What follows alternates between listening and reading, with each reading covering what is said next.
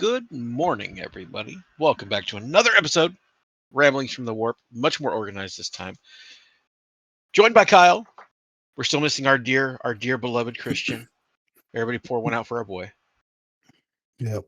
He's fine. He's just been super busy with life, and Yeah. we His like. life caught up to him.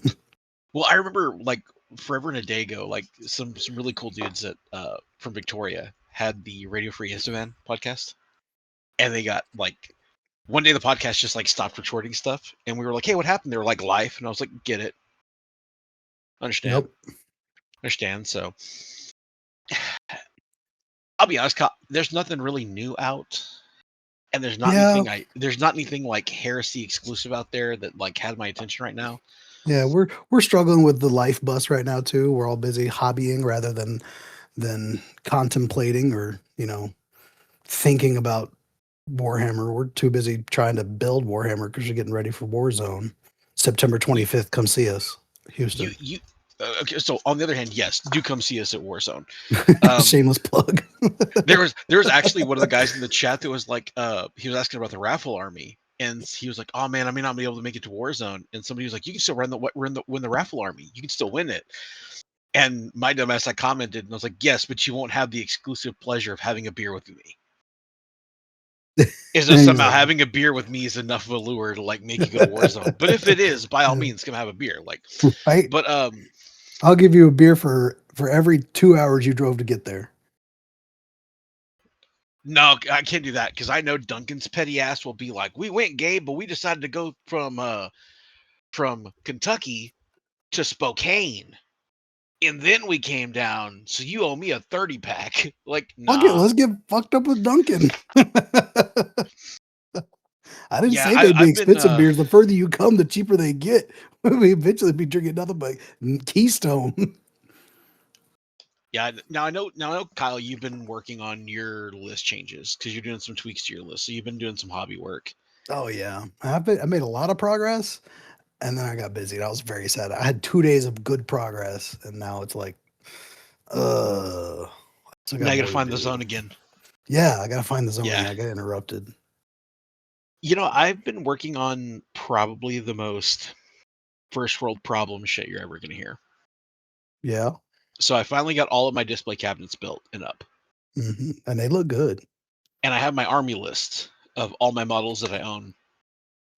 I've been going through and organizing which models are in which case in my spreadsheets, so that whenever I build an army, I know where I need to go pick it, because I'm getting at a point now where I'm starting to get like lost in my models, Yeah, which is like the vibe I get from that is like, "Ooh, fancy pants, Rich McGee over here." yeah. You got too many So choices. Yep. yeah, like 100% right. So that I've worked on a couple commissions, but this past weekend I went and saw an old buddy of mine, my buddy Mike, and we started talking about the new 40K team tournament format, Hey, and I'm kind of enamored with it. it's got you intrigued. There's a couple of dozen reasons it doesn't work in Heresy. I Because mean, the way the format is. you But could I'll tell. be You could damned if it tell. doesn't. You could tell it is by the way it is. Well, so okay, quick breakdown of it. It encourages a form of play on the 40K side that's like super, super nice. And it's not to say you couldn't use it in Heresy, but Heresy, we are a power armor game. I Yeah. remember one of the quintessential quotes I heard from somebody. They were like, "Well, I don't have that ability. I'm playing Astra Militarum," and I heard someone out loud go, "It's a power armor game. Get power armor." Yeah. And the vibe I got from that was, "It's cow farm." Like, The cow gonna be farm. cows It's outside. not cow. So it kind of works. But rough overview of how this works, right? You have a certain number of people on your team. No one can share the same codex. So Okay. if you, me, and let's say Lance and Seth the Doom Ginger, we go to one of these team events, If I'm playing Space Marines, no one else can play Space Marines. If you are playing orcs, nobody else can play orcs, right? All right. So yeah, definitely right there. Rule number one: we're out. We can't play that in Heresy. Well, okay, so let's talk it out, right?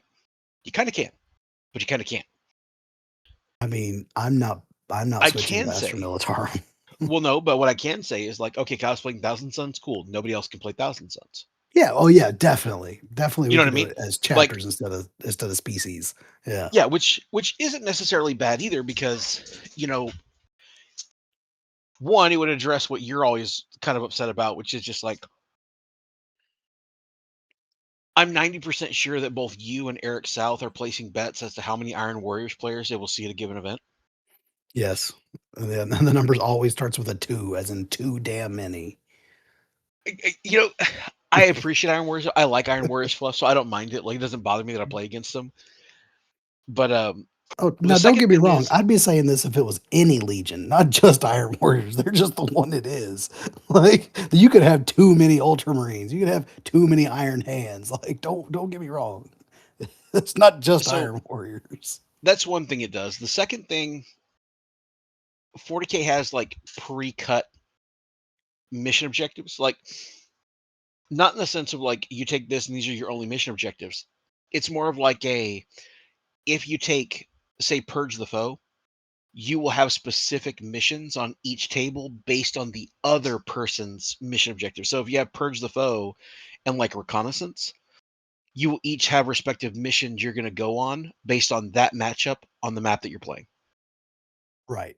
So it's very, very, very difficult for me to say, all right, I already know what I'm going to see. I already know what the mission is. Cool. Right. And it's Which is, and it's not something that the opponent knows what your mission is.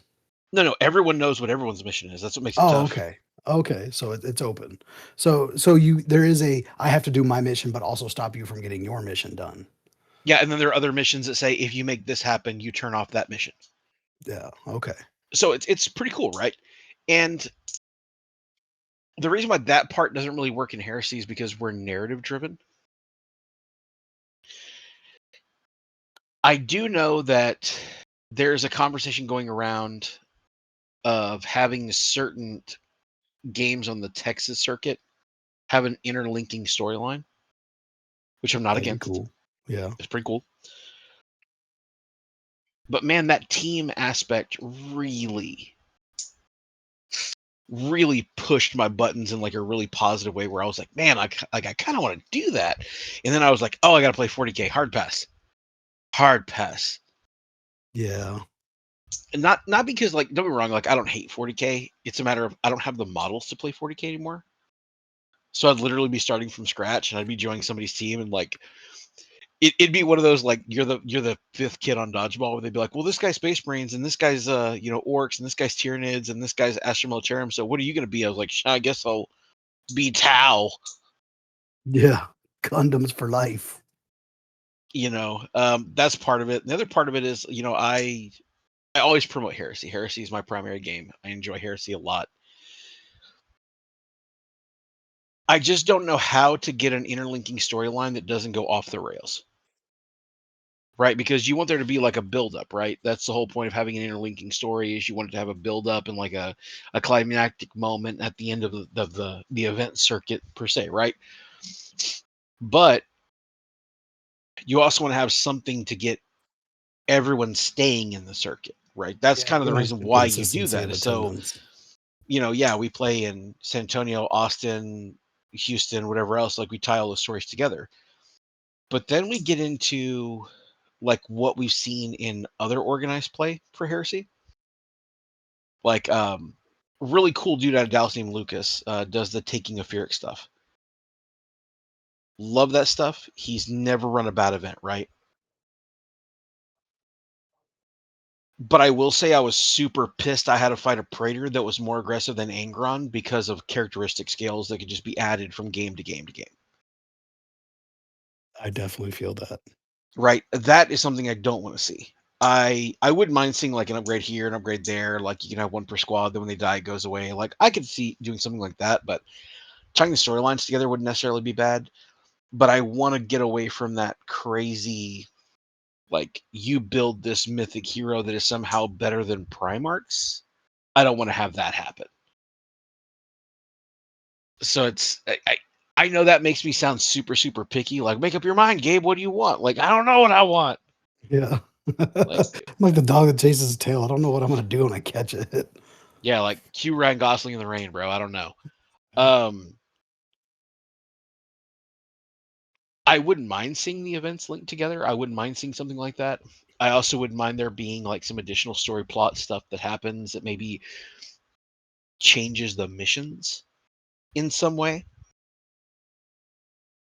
I know we've Not had games not in a before not in a those guys completed their info mission, so now Angron returns transfigured.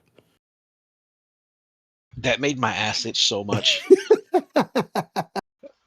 I was like, okay, so we kill Angron, we keep him from transfiguring. Dope. We killed him. And they came over and like, a bunch of dudes that look like Adam Sandler were over there chanting around a pit and they summoned him anyway. Yeah. Bitch. So I was like, I I gotta kill really this wanted dude to ask for my twice. turn back so I could get all those resources I expended on him. No lie, man. But what I did like were missions were um we'd seen it on some of the narrative games, and I really like the mechanic where you do something in mission 1, and then in mission 2 they say, "Hey, the traders were able to control all of these gates. Since they were able to do that on this next mission, you're +1 to reserve rolls for turn 1 or for turn 2, whatever the reserves for that game would be." Or it Yeah. allows you to bring a deep strike in on turn 1. Or it allows you to bring something into reserves in a different way. Things like, hey, there's, somebody popped a gas tank, so now there's fog all over the battlefield. Everyone's on snapshots for turn 1. That kind of stuff Or wouldn't bother me at all. or these guys completed a supply run, so now you have one crack grenade or special grenade or a bomb that's in the middle of the map that wouldn't have been there if they didn't. Yeah, I don't mind stuff Yeah. like that. That's great because you can still enjoy the game. It's great. It doesn't break game state to such a degree that you're kind of upset about it. Because there are some times I'll look at some missions and I'll be like, so what the rule says that everyone gets rending? Yeah, unless you're Ultramarines. Oh, Oh, thanks. that's cool. What Yeah. else? Is there some prejudice against white? Yeah, any model with white trim can't walk. Cool. Yeah. Awesome. Cool. If You they're know, if they're blue, they're sad and they're -1 to all their rolls. yeah, like all Ultramarines are -1 cool because they're Ultramarines. And they're Yeah, definitely not so cool. yeah, no shit, right? Be like, we're cool on XL, bitch. Um, so I don't know. I just know that I saw the rules for that team game and it got me really intrigued. To where I was like, man, I would love to see some team format stuff for Heresy. I so let's explore that a little bit. I know that Adepticon does the team doubles, right? And can you explain what the general rule is for that? Because I've never been to Adepticon. I just know you Okay, talked about it and so you were like, I love this. Adepticon has two formats for teams. The first is team doubles, and the second one is called Big Team. Big Team is awesome, but so is team. Like you go and play 3 games with like your best friends. You go out there with one of your boys and play some games. For me, it's Eric South. I never get to play with him because he decided to move to some shitbox place in Indiana. I'm not knocking on Indiana, anyone who lives there, just wherever Eric lives in particular, because he left me. Um, Okay, heartbreak, got it. dude, I have.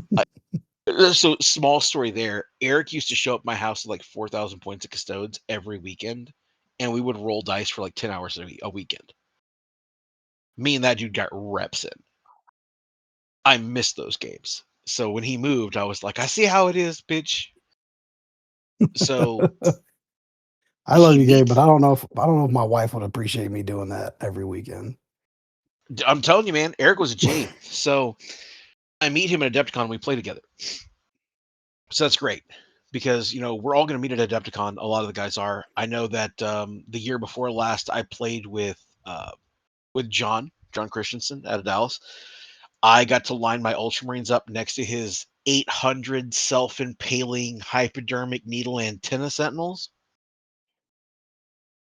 or tanks. Right. They were tanks. And I really enjoyed those games because we had to play against Duncan and Jack at one point. Love those team games, right? So what's the Big format? team.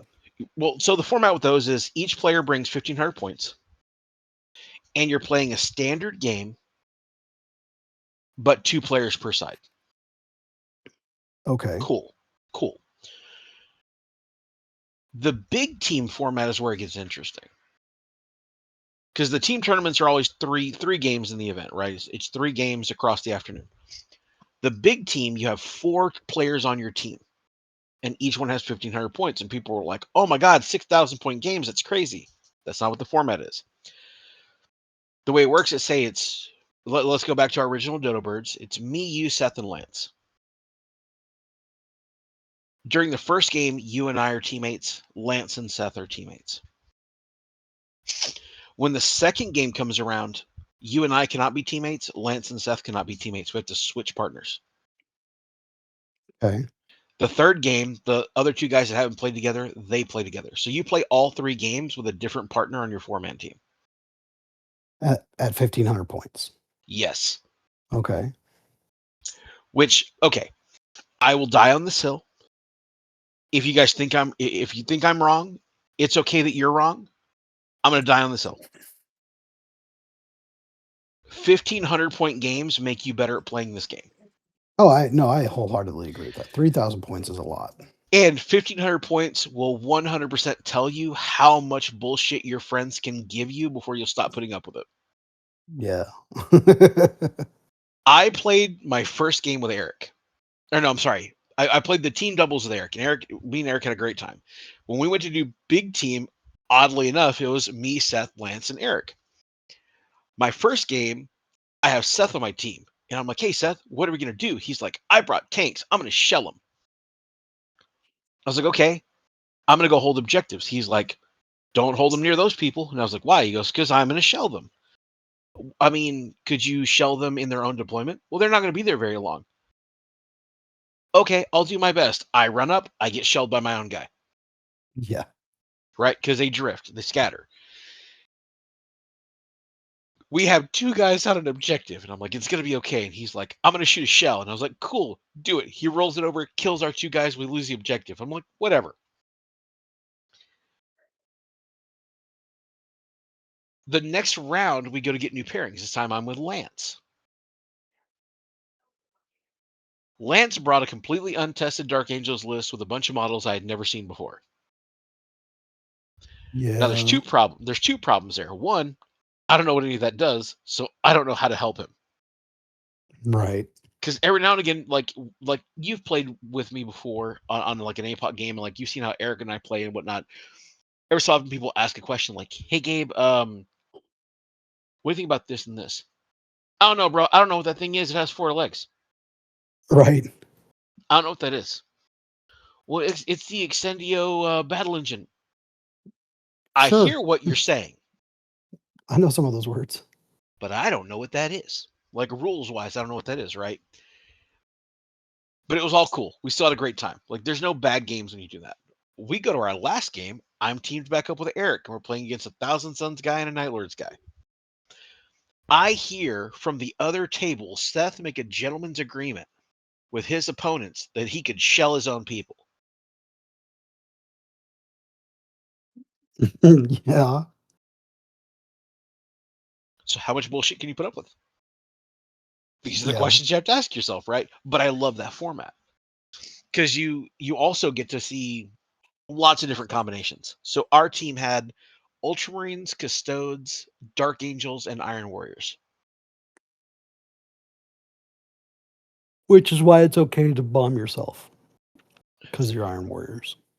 Correct. That's why I was like, he's 100%. It's what something Iron Warriors would do. Yeah, that's very on theme. Yeah. Why did you shell us? You weren't supposed to be there. Yep. Why did you sell us? Because the bad guys were next to you. But we were there. But the bad guys were next to you.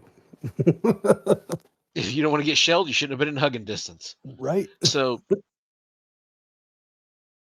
So some of the teams we fought against were stuff like Night Lord's Thousand Suns. We played one game which was Alpha Legion and Night Lords, that was an interesting game. That's when I played with Lance. And man, those guys were a riot to play against, but dude, that was a rough game.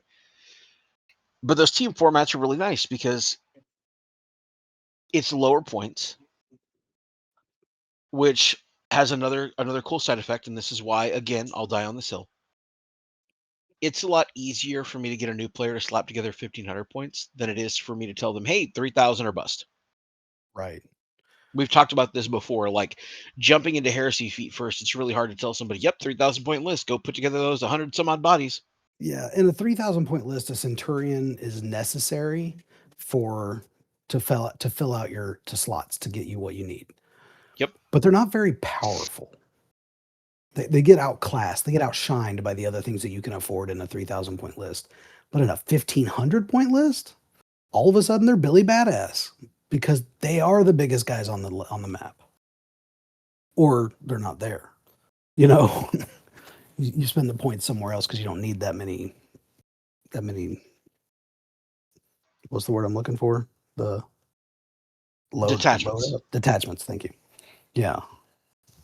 So is there? So could we theory craft an event that you can tell the people, hey, be prepared for a regular 3,000 point event, but if we get enough people to make doubles work, we can make it a 1,500 point each doubles, and then we can incorporate the mission like cards from the 40K event that you're talking about to make it unique and not just a copy of Adepticon, because that's their shtick and we don't want to steal it. Okay. In theory, yes. Right. In theory, yes. Because I'm thinking we already have a themed event that we could take advantage of that with. So, couple of things to keep in mind. First thing to keep in mind, I've been going to Texas Heresy events for quite some time now. And for the longest time, like if you pull up a lot of the heresy themed games, right? Like if you pull up the old posters for the first Alamo, or you pull up the posters for older war zones. I think even if you pull up the one for last year's war zone, it says this is a narrative event. Bring a 3,000 point list and bring a 1,500 point zone mortalis list. I don't think I've ever seen anybody play Zone Mortalis. I have never fucking played Zone Mortalis, Kyle. Mm-hmm. Never at an event. I think we played it once at Lakehammer, which Yeah, was we did. Right. We played it once at Lakehammer. Because I spent way too much time on that shitty ass printer printing out all of those plates. Yeah, you're doing that with an Ender 3. Mm-hmm. So part of it is we don't really ever have enough people. Like I would love to have that problem of like, man, we have so many people that we need to change this or do something else, right? The second thing is Heresy has a unique problem. We've discussed it before, which is if we go to look at the roster for a game, we'll sign up, and there's typically a questionnaire at every major event. And the questionnaire has the same 3 questions on every questionnaire at any event you'll ever go to anywhere pretty much in the US. What's your name? What's your legion? What's your loyalty? What's your allegiance? Are you loyalist or traitor? And they will map it out according to that loyalist traitor portion. Right. Cool. The past couple of years it's flip-flopped, but there's always more than the other. Here lately it's been drastically more traitors, and probably some of that has to do with your Iron Warriors paradigm, right? Yeah. So if I'm going to do a team event, you have a twofold problem. It's not just that you're doing a team event, it's also that you have to find a way to balance the loyalists and the traitors out. Now, You the have easiest to. way to do that is just not worry about loyalists and traitors. Yeah. Like that. Right? It seems to me in the galaxy of galaxies that the Warhammer universe incorporates, there had to have been some loyalist on loyalist fights that they didn't know that they were both loyalists. Oh, dude, it's not even about they didn't know they were loyalists. Like there's it's canon. Or it's just yeah, we're both for the Emperor, but I really hate this guy, so fuck him. Let's go kill all of his guys. Yeah, it's canon It's my actually. chance to get revenge. Where probably one of the more notable ones was the White Scars when they went to Prospero. They were kind of like for Horus, and the other ones were like, no, like for the Emperor. They were like, well, that's what the Khan would want. The Khan wants to do this. And so they kind of fought each other, both thinking that they were loyal to their Khan. And then he came back and said, who all was doing War Master stuff? They're like, oh, we were. He's like, cool, you're on a never ending crusade, you can never replenish your ranks, you're shunned. Straight up gave him the Amish treatment, right? So there's canon where that's happened. Right. There's even like if you really want to call it kind of lighter, like not full on conflict, but Dark Angels did accidentally drop pod assault the Fortress of Hera. Low-key accident, but it did happen. So that would be one of the obstacles. The other obstacle is being willing to tether yourself to another player when sportsmanship's on the line. Because like I know me personally, I always have pretty good sportsmanship scores. Until I have to deal with like that one guy who pushes every button I have. Yeah, sorry. But you got me into this game.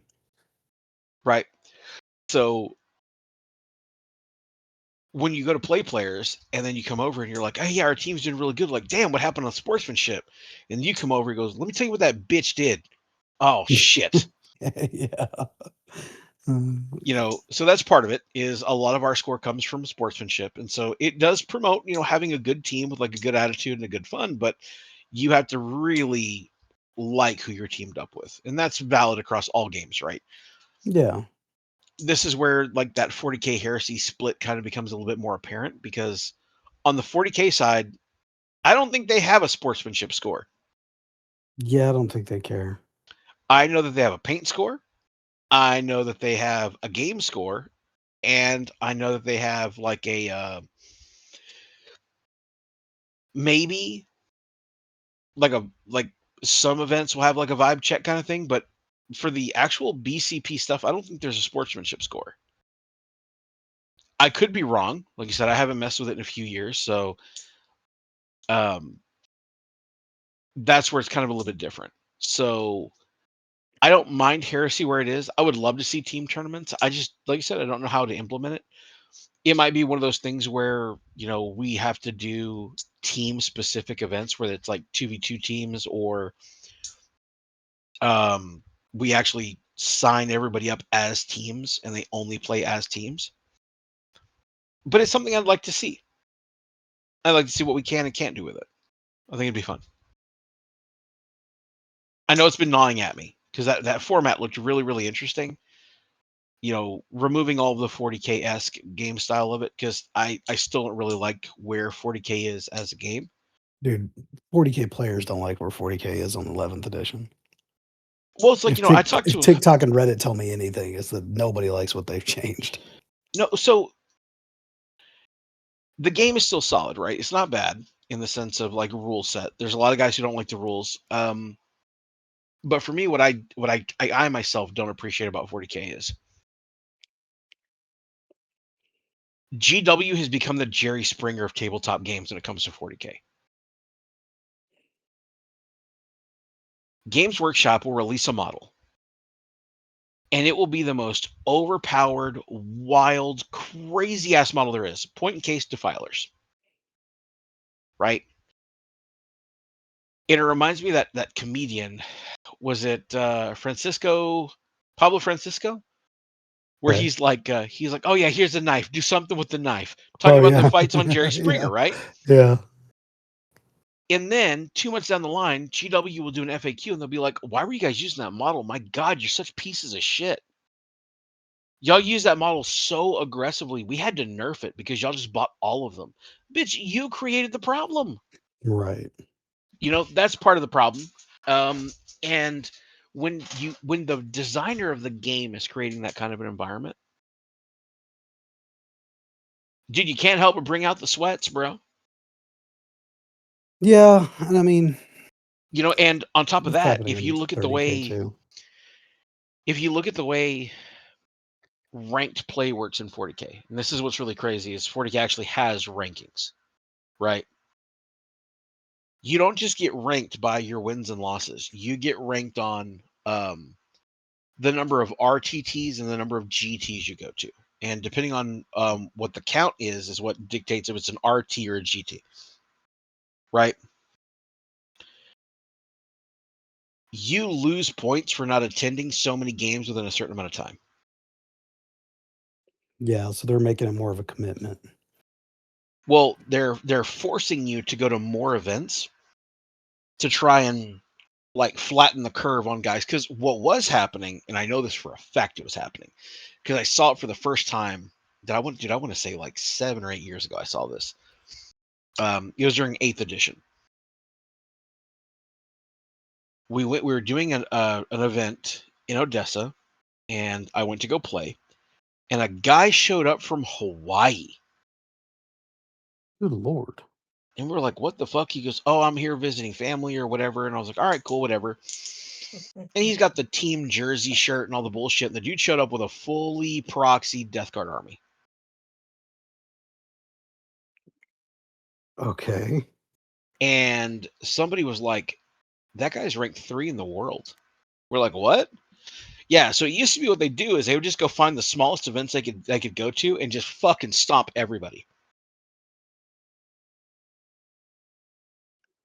But here's the best part. If you give our homeboy TJ a pipe wrench, he fucks up. So turns out TJ got lucky. I think it was TJ. TJ got lucky and caught that dude flat-footed on a game and beat him. And when he beat him, took that dude from like 3rd in the world to like 85th. Good Lord. Because there's a second problem with the way they do points and pairings. If we go to an event and you and I are both undefeated all the way to the end, right? It goes to our victory points. If our victory points are tied, it goes to our strength of schedule. So if you're looking at your tables and your games against your guys were like 100 to 90, 75 to 65, 85 to 80, 96 to 90, and 100 to 92. And my games were like 36 to 25, 28 to 27, 90 to 89. You win the tiebreaker because you had a harder strength of schedule according to the points. Yeah. Cool.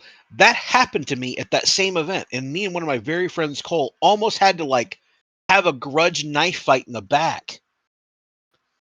What ended up happening was they wouldn't let us do a grudge fight to see who'd actually win the whole thing. So we went to a D6 roll off and I got second. Now that sucks. Right. That was a feels bad thing, right? But me and Cole were both like, you know what it is? You and I will settle it at Lake Hammer. And we did. We played again for the whole kit and caboodle at Lake Hammer, and we settled that score. Right? And who won that? I will not disclose that. Yeah. Uh-huh. That's for me and Cole. Uh-huh. Hey, the next time you see him at Lake Hammer, you can ask him. Anybody who knows Cole, you can ask him. We settled it. So that's part of it. 40K kind of pushes that narrative really hard. That concept of like we want you to be the best guy out there, the best player. You want to shoot for the top of the rankings, the top of everything. The guys playing the teams, that all that pointing, all that crazy stuff is only for singles. The team games don't play on that scorecard. So when you go to a team game, it's all about the team, and there's no like global ranking for it. Well, there might be. I may be misspeaking, but you're not on the singles rankings where like there's guys like this game has to have so many people in it, or I won't show up, or I won't register. That doesn't have all the team games. To put that in perspective, like Warzone has a team game set for it, right? And when I tell you these guys really like their team game, it's called the Armadillo Cup. It is for an 8-man team. It is $800 per team.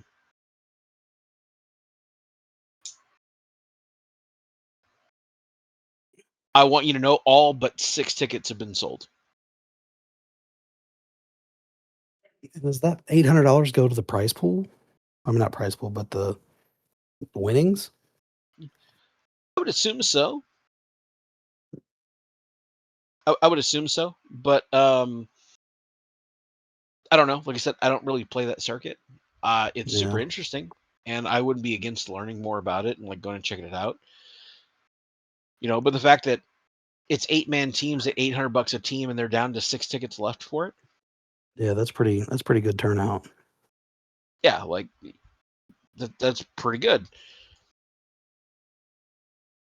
Considering that as of right now, I'm pretty sure the Heresy event, because I'll say this.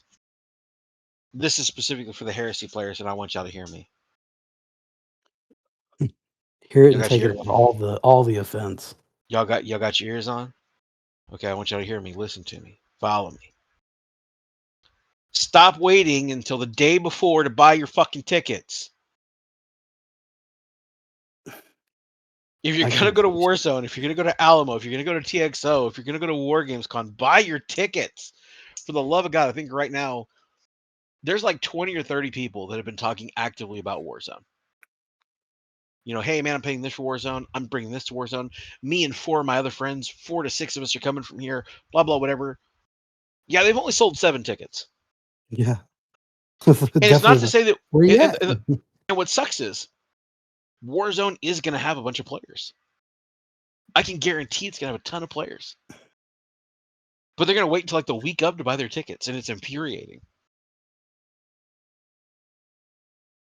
That's something exclusively bad about Heresy players, is we're like, I'll buy it when I get there.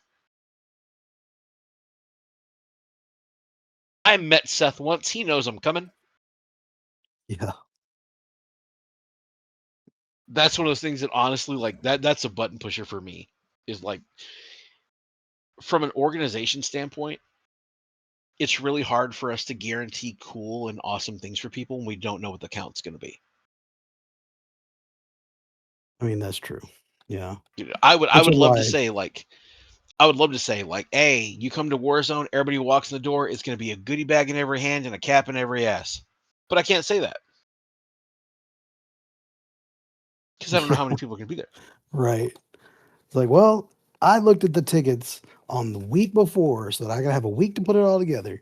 Not my fault that only 7 of y'all had tickets. I brought 7 goodie bags. Yeah. And I know we have coins. I know there's going to be some shoulder pads like there always are. There's going to be really cool surprise support for Warzone. Yeah, there is. It's going to be really cool. But all of that is happening without knowing a head count. It's a lot of investment, guys. Buy your tickets. Yeah, that's like I said, that's one of my only like real heavy pet peeve. Like, shame all your friends. Yeah, like definitely, like follow them in the street with a bell in your hand, like for sure. Buy your tickets, get signed up for your events, do your stuff. One, because it's not just for the event, it's also for the players. Like I said, it's really hard to plan an event when you don't know the active number of players that are showing up, how many tables we'll need, how many missions we'll need. And what's even worst case scenario is 10 people sign up, 45 show up. Oh no. Break out the Walmart, like, hey everybody, we just want to let you know it's going to be about another 15 minutes. We didn't realize all you fucking nerds were going to be here, so we need 10 more minutes. Yeah. Right. Yeah. Like now we got to set up 10 more tables because counting is hard. No, that's definitely going to be guess what, boys? It's team doubles. Cut your lists in half. You got 1 hour. No. Do you know what would actually be? And this is what makes it so funny is I've done I talk really closely about Warzone because I have a really good relationship with everyone I've ever dealt with at Warzone. I love all those guys. I hang out with them. I know a lot about them. I really like the Warzone stuff. I'm now going to be doing the Alamo stuff in the background there. I do a lot of the war game stuff. Like I promote everything in Texas that I can. What will actually happen is Seth will walk out there and go, "Hey guys, there's more of you guys than we thought there was going to be. Grab a tote and start setting up tables." Yeah. Because he's got the fucking terrain for 45 Yeah, people tournaments or yeah, yeah. He events. really Yeah. does. Yeah. He really, really does. So yeah, that's my rant for today. I would really like to. I'm really intrigued by the mission cards that you pick, so that you each have a mission, but it's different than each other. It's definitely a double game of I got to do my mission, but stop you from doing your mission, and then maybe having that float into another table for the next round. That's really intriguing. I think that'd be really. I think I need to brush up on my like Texas history, and we could really make an Alamo GT or an Alamo, not GT, an Heresy at the Alamo, more like Heresy of the Alamo, Well, like that's where it's like, because they could travel. Everybody who got there traveled through the warp, and now all of a sudden they showed up at the Alamo. You know, different universe. The warp's all fucky. Uh, we don't care about traitor versus loyalist because there's no emperor in this dimension. I'm not going to go down that rabbit hole. Because then you got to start making out custom like awards. Like if you get killed by like something really, really crazy, it's got to be an award called "That fucker had a musket." Dude, Um, I'm about it. We've got almost an entire year to get this together and 3D printer go burr. All right. but all Like things considered, like we could make it a real legit event. but I would like to see what teams could do. It's something I've been like really excited about for a while. It's just like I said, it's hard to implement because of the way Yeah. Heresy is formatted and the How, way that people like how the fuck are we traditional going to ways. guarantee there's going to be 20 people at the next event? That's the other thing is, numbers are always kind of a thing for Heresy. Um, it's kind of a give and take. 40K is like, hey, if you don't show up, your score goes down, and then Heresy is like, if you don't show up, we're gonna be sad. Yeah. Uh, for all of you guys keeping track of your shame points, you should feel bad. Yeah. Just saying. And for everybody We that like, shows up with an unpainted army, you should feel bad too. that right there is one of the rules from Lakehammer that whenever I told some people about that rule, they were like, that is terrifying. Diabolical. Yeah, so a lot of people don't know it, but at Lakehammer, if you have unpainted models, we have preferred enemy gray. So if your shit's unpainted, it gets picked on. Yep. But yeah, man, like I would love to see that team format kind of pop off and see if there's a way. Like I'm gonna get into it. I'm gonna look and see how I can make it work. If I can, I can. If I can't, I can't.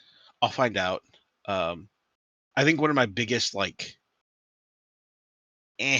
feelings about Heresy team events I've seen outside of like Adepticon is, I'll say like, yeah, I'm looking, to hopefully do like a team thing. There's always somebody who goes, well, we do a team thing at our store. And we're like, okay, cool, man. Like, what is your team thing? And they're like, oh, well, we don't do them all the time. It's kind of like when we feel like it. You don't do a Hey, team thing. You man. do a hangout. Right? I want like a dedicated team event thing. The hard part is now you're competing with your own time and space because say you make a whole nother event for team stuff. Well, that's going to be taking away from some of the time off and some of the guys do to get to some of the bigger games like Warzone, TXO, LVO, Adepticon, Alamo, so on and so forth. Warzone, WarGamesCon. There's only so many vacation days in a year for a lot of people. So, but it is something I'm interested in, and I'm going to flesh it out. I think it'd be really cool to do like yeah, I'm gonna keep that. I'm gonna keep that on the back burner before I say it out loud. It'd be really cool to have a team doubles game though. Yeah, definitely something I'm I gonna, like I said, I'm I gonna dig in guess and I'm I'm just gonna gonna I'm gonna just gonna dig in look and do some numbers on it. I guess I'm just gonna have to go to fucking Adepticon. Yeah, dude, you should anyway. It's a great time. Some of the funniest and worst stories I have about wargaming happened at Adepticon. Yeah. Some of the absolute best and some of the absolute worst. Like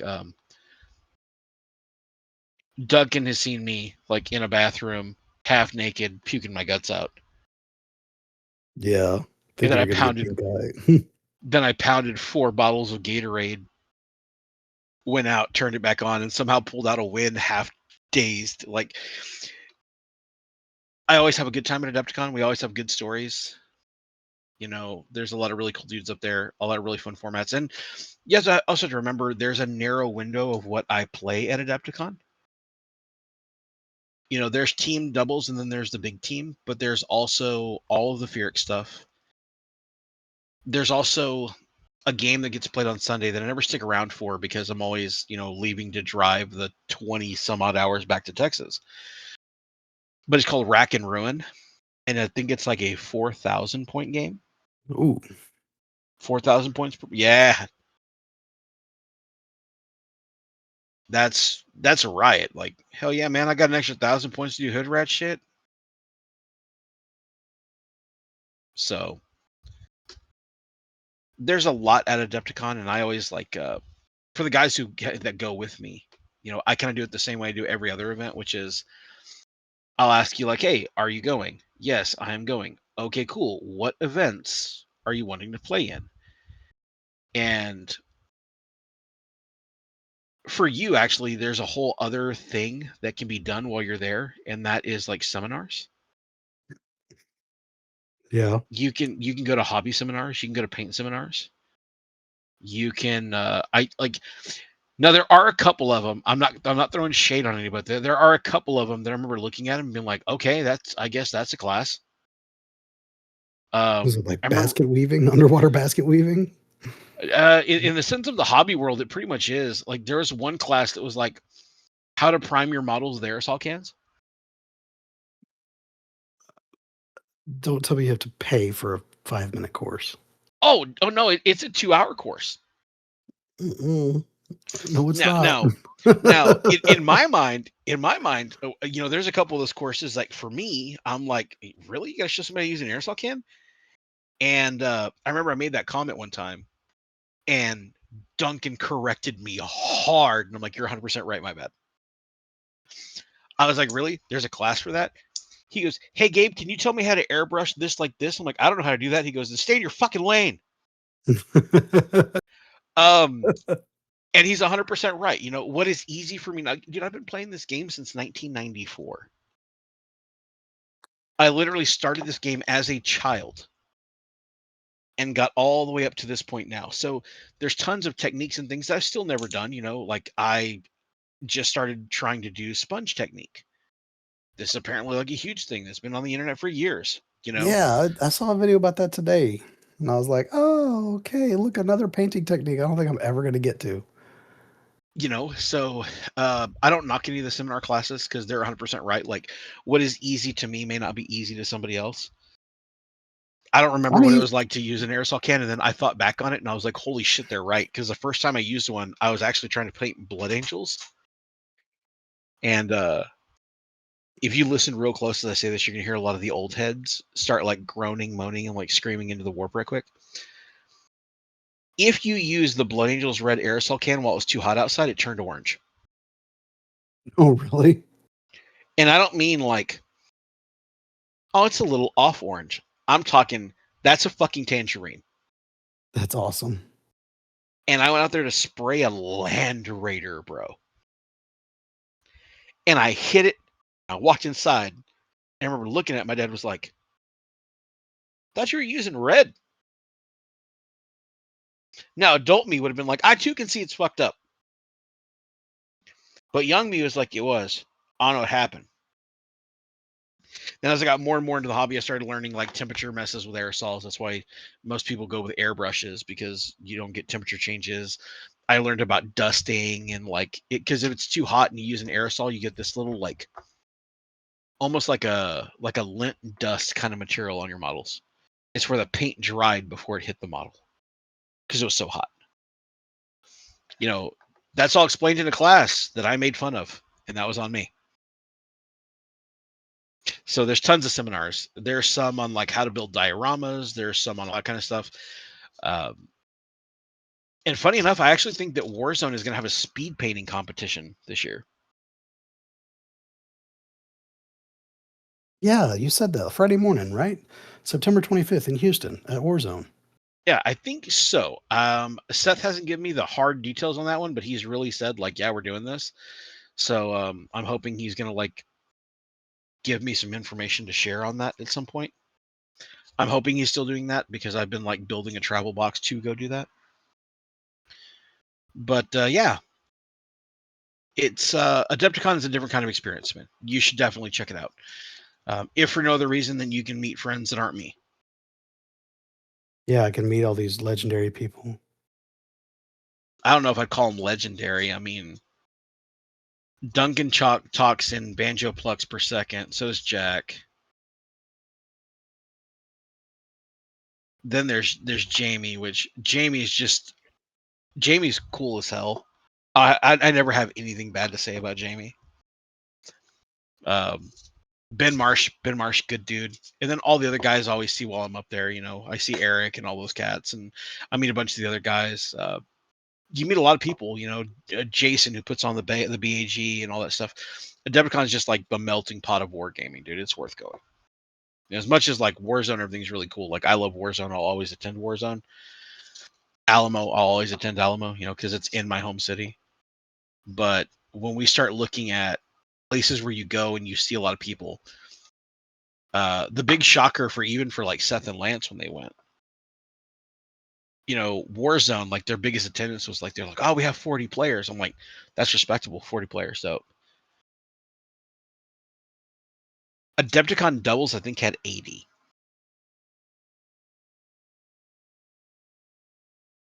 The Fearix games had like 60 some odd players. And those were in 2 different areas. So there were roughly 140 people playing Heresy at a given time. That's badass, bro. Yeah. And you see some gorgeous armies. So definitely it's worth going. But I think that's all of my ramble today. We don't have anything new coming out right now other than the Mark IV Marines and the Assault Marines are coming into individual boxes that were released in the previous battle group. The Combi Bolters, I think, are going to drop the weekend before this episode drops. That's about it right now, man. I think that's about a wrap. All right. So, thank you for listening to us drone on about weird stuff today because we didn't really have a topic in mind. Like, we started out, Kyle's like, what are we talking about? And I'm like, cool. Hit record and let's find out. But as always, thanks for sticking around and listening to us. If you have any feedback, anything like that, let us know. We still do our hangouts every Tuesday, 7:30 in the Discord channel. There will be a link to that in the video description. But as always, happy dice, happy life. Fuck Erebus. We'll see you guys next time. Adios.